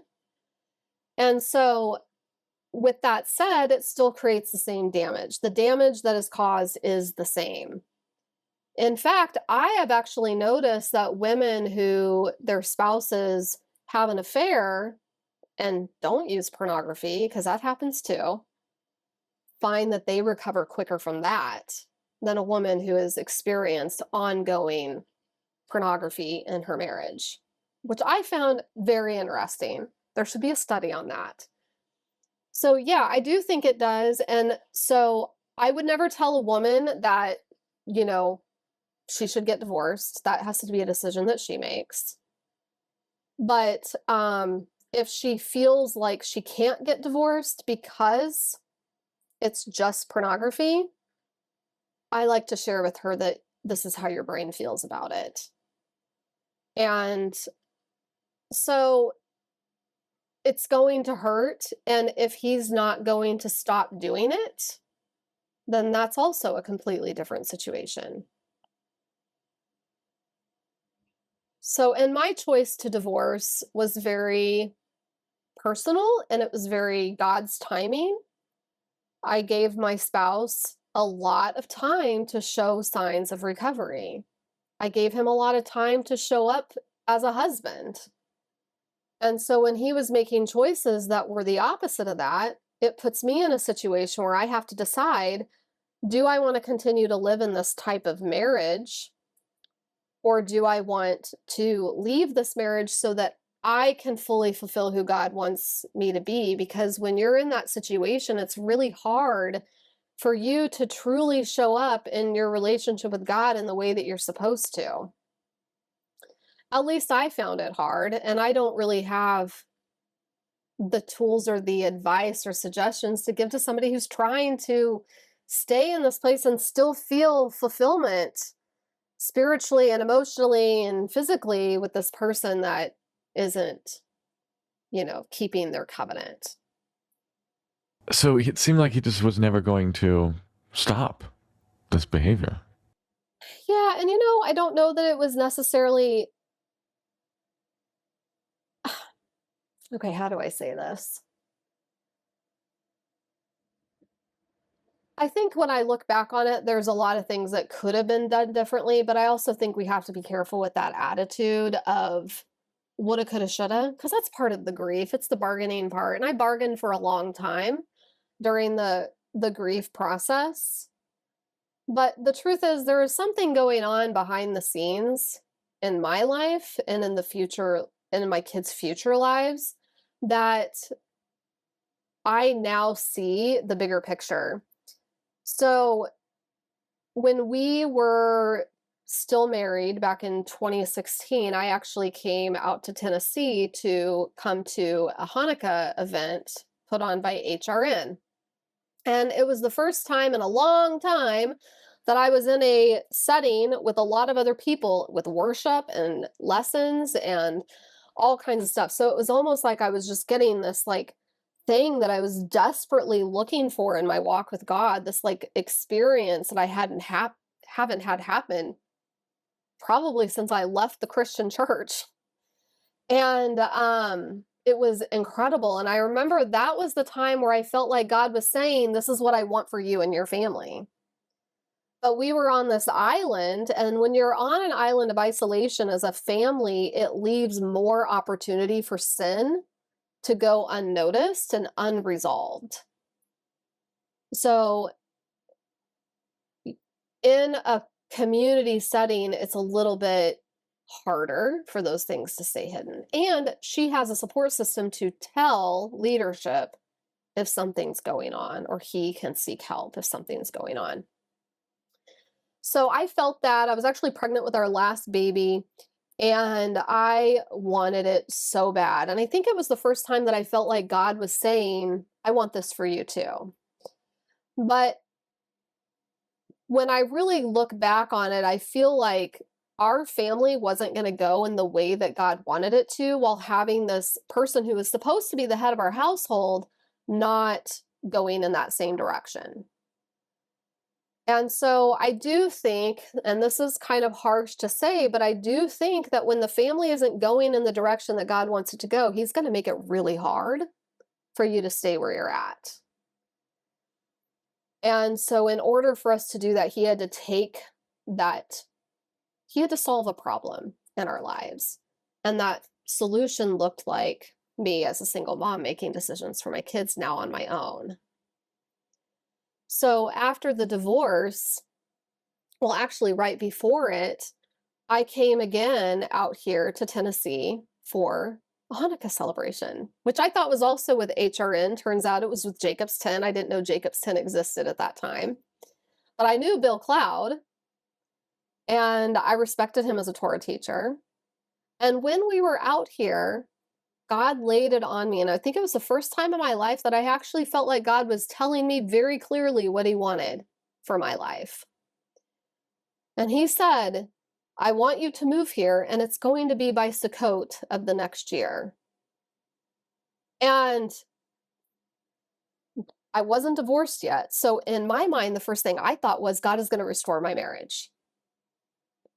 And I started praying so hard for that man to turn his heart back towards me as his wife. And unfortunately, that didn't happen. And our divorce is final in January, so just a month later. And then in February, one of the problems that God needed to solve for me in order for me to move was, how am I going to pay the bills? How am I going to support my kids? I was working part-time in a wellness center, and that wellness center was very new age. In fact, I didn't tell anybody I worked there because I was kind of like, people are going to think that I'm also new age, because it was that bad. I was working with people that did energy healing and card readings and all kinds of stuff. And we had little idols everywhere. And it was just like, why am I here, God? It was the first job I knew I needed to, before my former spouse moved out, I knew I needed to have some income. And so it was the only job I applied for and the only job I got. But God had me there for a reason, because there I became more outspoken about my faith. Everybody knew that I believed in God and that I walked a certain way.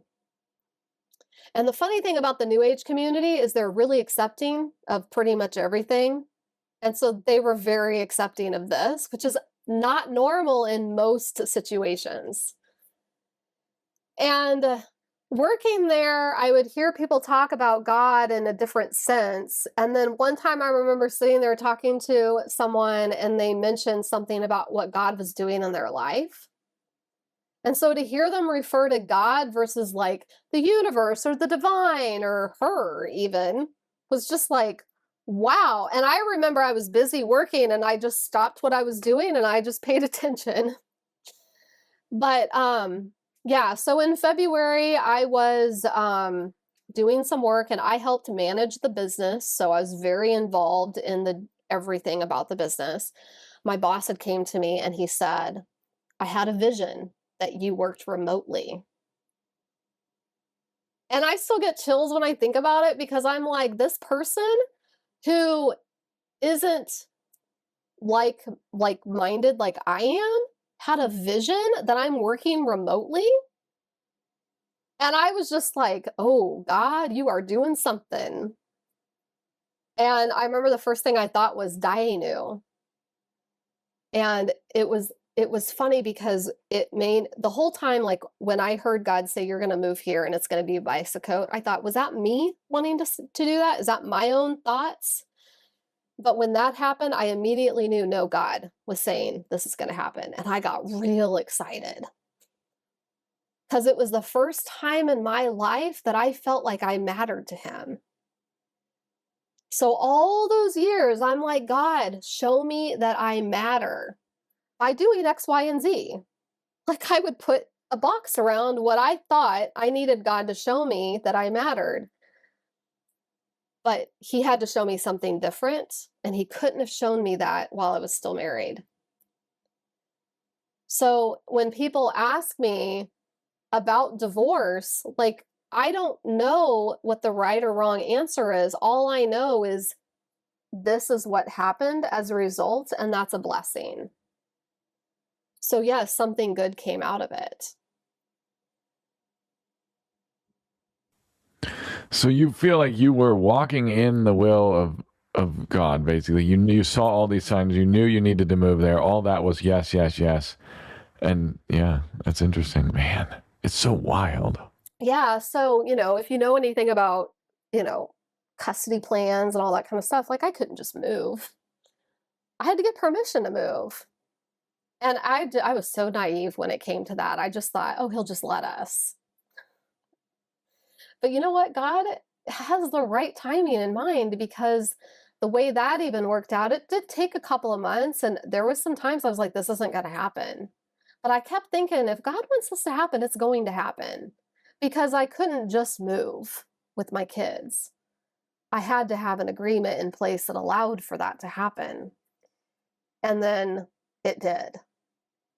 And it was one of those it reminded me a lot of Pharaoh, how Moses kept coming to him and saying, let our people go. And Pharaoh was like, no, no, no. And then finally Pharaoh said yes. And it was like I had my window. So a new agreement was in place. And then immediately my house was put on the market. And then me and the kids traveled out to Tennessee to go to Revive. And they knew they were struggling. I was really struggling with their struggle of moving. I mean, this wasn't what they wanted. They're in the middle of grieving our divorce. And yes, children grieve this. They had just gotten used to the fact that dad wasn't living at home anymore. And now this divorce has happened. And so their whole lives, the trajectory of their whole lives has completely changed. And so they were grieving. And so I'm trying to navigate that grief with them, because I'm grieving too, while also making this huge life-changing decision to move halfway across the country, doing something that makes no sense, because I was moving for a congregation, because I wanted my kids to have the upbringing that I had in church, but in a Torah observant community. And that just wasn't possible where we lived. And so they struggled a lot.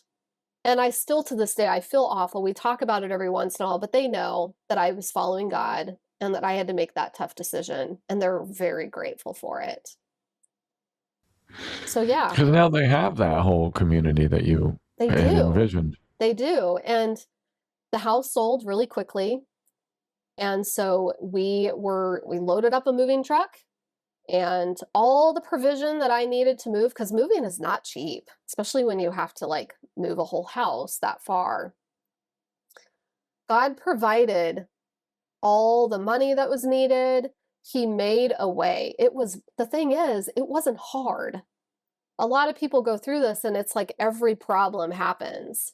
But in my case, it's just like I kept walking through those open doors. And it just gave me the confirmation that I was doing the right thing, because I was making all these really tough decisions. And it's really easy to constantly second guess yourself in the midst of all those tough decisions and make yourself and then you don't do them because you're not sure that you're doing the right thing. And so then you start standing still. And so, yeah, so we packed up a truck, and it ended up being 2 trucks, and then moved and got an Airbnb, because I didn't know I didn't know where we were going to live. I sold my house. It was like one thing at a time. Sold my house, and then it was like I couldn't find a place to rent. Um, I started making offers on houses to buy houses here sight unseen, and nobody was taking my offer. And then finally someone did. I got a house in the nick of time, but we couldn't move into it right away.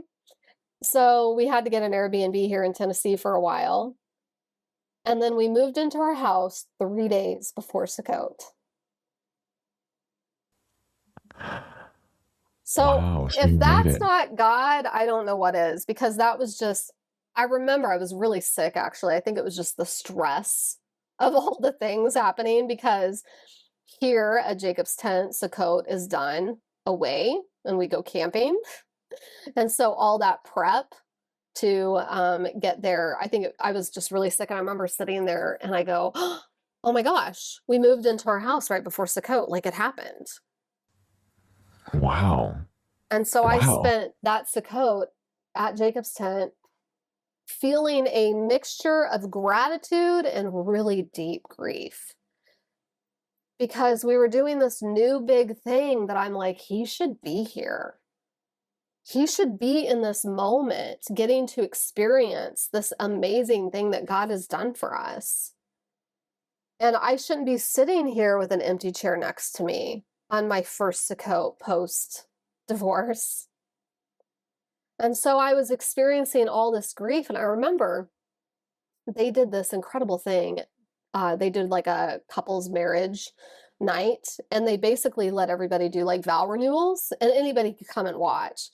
And you think I was like a sucker for punishment, going and watching all these people up there doing their vow renewals, and I'm over here like newly single, not doing that. And I just remember sobbing with gratitude that all those people had these amazing marriages where they got to do that at Sukkot. And also the grief that came with the fact that I wasn't there with them. And so if anybody says divorce isn't hard, other than like all of the like paperwork and all that kind of stuff, the hard part about divorce is navigating this new life without this person that you envisioned in your life. But now God is that person for me. He's in that place. And that is something to be grateful for, because I don't think that I would have done all that work while staying in that marriage. And so I had to like find myself again, my identity and my worth in who created me. And sometimes God will do the things that he has to do to get us there. He knows exactly what we need. I mean, I can only hope and pray that what I need is something really small, but some of us need really big loss in order for us to get to that place where we finally look up. Man, wow. It's hard. This whole thing is hard. Hard to talk about all this. It's hard to experience it, I'm sure. Mm-hmm. When he moved out, was he willing to? Was it hard? Was he like, no, I want to stay. I think we can fix this. I don't know. Being that the dynamic of our marriage was still me very much kind of running the playbook, it wasn't an ask, it was a tell. And he just accepted it. There was a lot of passivity there through the whole process, which I think was a blessing in disguise. Because a lot of women that go through what I go through, they deal with escalated behaviors that can be kind of scary. And I didn't have that. But also left me with a lot of confusion as to whether or not I was making the right choice. It's really easy to divorce somebody who is scaring you. It's hard to divorce someone who is being ambiguous. But he wasn't being like, I don't want you to leave. I love you guys. You got to stay. None of that.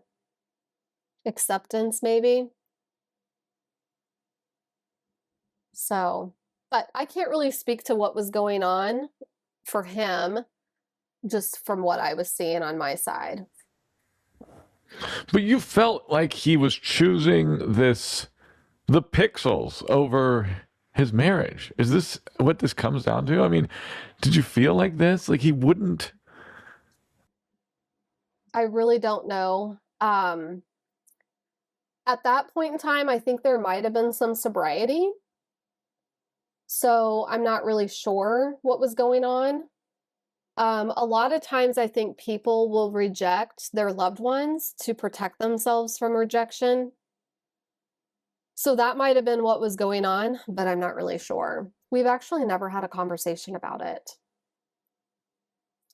I did write a blog post that touched on a conversation that we had about whether or not we loved each other.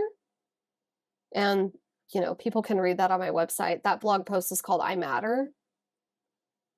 But it's kind of dedicated to understanding what can break your self-worth down in that situation. And that is when you feel like you're not loved by this person, the one person in your life that is supposed to love you more than anyone else. So, okay, if you can kind of encapsulate, looking back, how were you affected by this whole thing? Looking back and giving us the cliff notes. And then how did you get out of it? I guess that's what our whole conversation has been. Yeah, But I mean, honestly, it was just about, you know, God was trying to like bring me to a place where I had more faith than I had before. So it started with me believing that I didn't think I mattered to him, all the way back to childhood. And then it came to a place where I had to go through all of this, where I didn't matter to a man, for God to show me that I mattered to him in a very, very big way. And so that experience just changed my perspective of who I was to God. And then, not to mention, going back to what I said earlier about the importance of like the matriarch, now I'm back in that situation that my mom was in. And I'm having to make choices that are going to preserve my family line down through the generations. And I firmly believe that if I would have stayed in, like, divorce or not, if I would have stayed in Kansas, I don't think that the trajectory of my kids' lives would have gone the way that they needed to. Now, I say this, my kids have a testimony too. It's very possible something would have happened and pulled them back in. And it may still happen. I don't know. But at least now they're in a place where they have community. They have so many friends. They love living here. It didn't take long before they realized how much they loved living here. They're going to meet their spouses here. They may already know them now. I don't know. My kids don't like it when I talk about that. But they're going to be raising their kids in this. And while coming into Torah was started in one way, it ended in this like beautiful thing that's like so genuine for us. And I see so many women who come out of a marriage like this walking away from this walk. And I don't really know why, other than the fact that when you're in that situation, you're not very, like, the authenticity is not there. And so when you get to a place where you don't have to do what he's doing, you get to do your own thing, it's always really interesting to see what people choose. But this way of living really just answered so many of the questions I had about who God was and what I needed to do to show up in that relationship, that walking away from this just feels like so wrong. And so, yeah, now we have this community. I mean, I have a lot of amazing friends here, but my kids have that. And so my son, who is 20, he has those men. He attends the men's group. So we've got older men. And just last week, Two of the men that are leaders in our church came up to me within like 5 minutes of each other, telling me how amazing my son is. And of course, they're saying, "You did such a great job raising him." But I'm like, it's not me. I'm just stewarding what God gave me. And I just had to put him in the right place and watch him grow into this person that he is now. And it's incredible. And just last night, him and a bunch of his friends came over to the house to sit around the table and play games. And it's just like, how many 19, 20-year-old young men will hang out at mom's house, sit around the dining room table and play games? You know, they're usually off doing other things. That's great. So we're definitely where we're supposed to be. And everything that I've gone through in my life, I think just pulled me back into this full circle of where I started and put me on the same foundation that God put me on earlier in life, but I get to do it differently with my kids. Maybe to begin wrapping up our interview, do you have any parting advice or wisdom for women going through this similar thing you did? Do you have hope for them? Is there hope? Did you have hope for marriage? Do you have hope for men struggling with this thing? Yeah, well, the thing is when a woman starts to recognize this, it does start to bring some accountability in, because he's also in denial. Like, he doesn't realize that him doing that is creating the harm that it is. And so when she's able to finally get out of that place of confusion and articulate actually what's going on with her, and she can say that to him, a man who loves his wife is going to receive that. It'll be uncomfortable. And yes, he may not respond in the right way, but in time, it can start to shift for him as well. And so a lot of times what I do is I'll just like say something in a Facebook group or in a group setting, you know, by the way, I do this. And some woman who's like, "Oh, I think my husband does look at porn. Maybe I should talk to you." And so I get a lot of calls from women that are just like, "I think this is happening." And then it gives me a chance to just ask a few questions. And I'm not trying to make her feel bad and make her see that things are worse than she thought they were. But sometimes you do have to get a little messy before you can clean it all up. And so my advice to them is just having someone to talk to that knows and isn't going to tell you something like, "Well, you just need to pray for him more," or something unhelpful like that, that has really those things are about controlling them versus controlling you.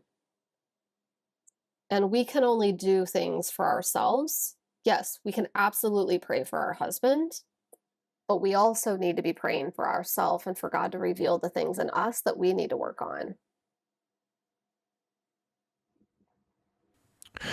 Would you like to say anything else to the Torah movement, even, or just women in general? Yeah, I think for leaders or people in leadership, it's really important when you have a man that comes to you for this, is like, it's not a small thing. It's a really big deal. Because usually when something is disclosed like that, it's just scratching the surface. There's a lot of hidden things. It's kind of like the iceberg. You just see the tip of the iceberg, and there's a lot going down below the surface for him and for her. And I think a lot of communities forget that women also, the partners, also need help. And they don't normally know what that looks like, because this is just this is a really uncomfortable thing to deal with if you don't have the experience. And so I think it's great that more men are being called to shine a light, who have been through it and have overcome, because they're really the ones that are probably going to understand what that walk is going to look like. And for leaders who have a man that comes to him and is like, "Hey, I do this thing. This is probably, I mean, is this something you need in your community?" The answer is always going to be yes. There's always going to be men in every community, Torah observant or Christian, that are struggling with this, that need help. So, So you would say the leader should take it seriously, and he should. What do you think he should do? Let's say he's never dealt with this sort of thing before, and he's like, "Oh my gosh, what do I do? How do I help this guy?" I Do you mean, think? this is where honestly, I think sometimes leadership just needs to recognize I don't have the tools for this. I need help. And while I think that, like, I don't have a very big reach, and some of the other men that I know that are doing this ministry, I know they don't have a huge reach yet. But I think it's going to get there. And I think the awareness around things like human trafficking is becoming a bigger deal. I think more and more people that are helpers are going to start becoming a little bit more recognized. Because a lot of times, I mean, this is not a fun thing to talk about. And so it's really easy for us to not be very loud about it because it makes people uncomfortable. But I think we're at a point now where we're just going to have to make people uncomfortable. And the ones that are uncomfortable are probably the ones that probably need the most help, or at least understanding about it. That pornography isn't just about quitting, it's about rewiring or rewriting the brain or the story. And when a man is able to do that, it changes the family completely. And she needs help too, because he might be changing, but she's still hurting. And she might still be trying to control. And so, yeah, it's definitely a journey together, but maybe not accountability wise, if that makes sense. Yeah. I guess I have one more question for you. It's given that you've worked with some women through this, have you ever seen a situation where the guy actually does get on the other side of this and heal, and that the Yeah. woman is also able to heal? Yeah, and it's beautiful. And since I haven't been doing this work in the capacity that I am as a coach for very long, they're still in the thick of it. But I'm also working with women whose husbands are not making the changes. And so they're having to make harder boundaries to protect themselves. So it kind of goes both ways. But I mean, the way I see it is if he loves her, it's going to start out with him doing what he needs to do because he loves her. And then it's going to start to become his own thing.